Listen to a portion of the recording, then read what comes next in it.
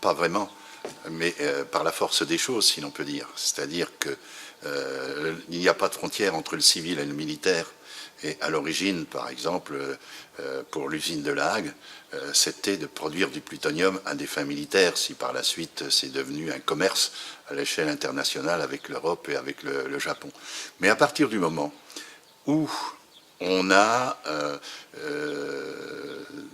l'État qui est propriétaire des moyens de production dans le domaine du nucléaire, à partir du moment où on a Areva, maintenant Orano, État, à partir du moment où on a EDF, État, où on a l'autorité de sûreté nucléaire, État, où l'on passe de l'un à l'autre par la voie du Grand Corps des Mines, où on a donc l'ANDRA, etc., on a un pouvoir nucléaire formidable et qui est inévitablement étroitement contrôlé compte tenu du fait qu'on est dans une situation où il y a des tentatives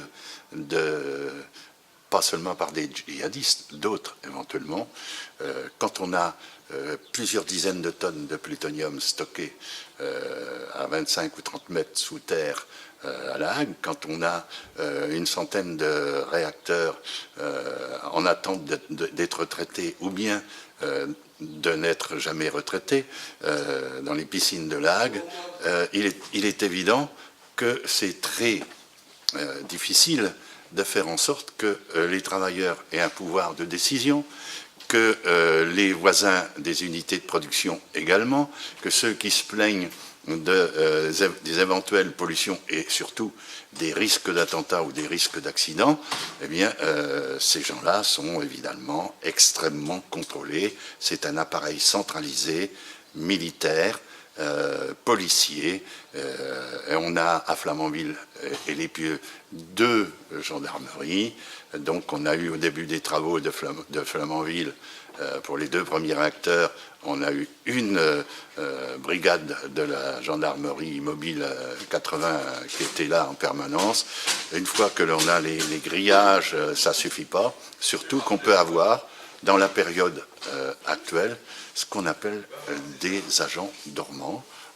Ça a déjà été constaté, par exemple, en Allemagne, et y compris dans l'armée ou dans la police, des agents qui n'étaient pas forcément convertis à telle ou telle religion ou telle doctrine violente, mais qui l'étaient devenus et qu'on a recrutés sur dossier en les contrôlant, mais qui peuvent, au cours de leur vie, changer d'avis, dérailler quelque peu, etc. Donc jamais on aura la démocratie dans ces entreprises et autour de ces entreprises. Plus on a de nucléaire dans un pays, moins c'est démocratique. On est dans une situation de démocrature, comme on commence à le dire aujourd'hui, c'est-à-dire un mélange de démocratie et de dictature. Le nucléaire, c'est dictatorial.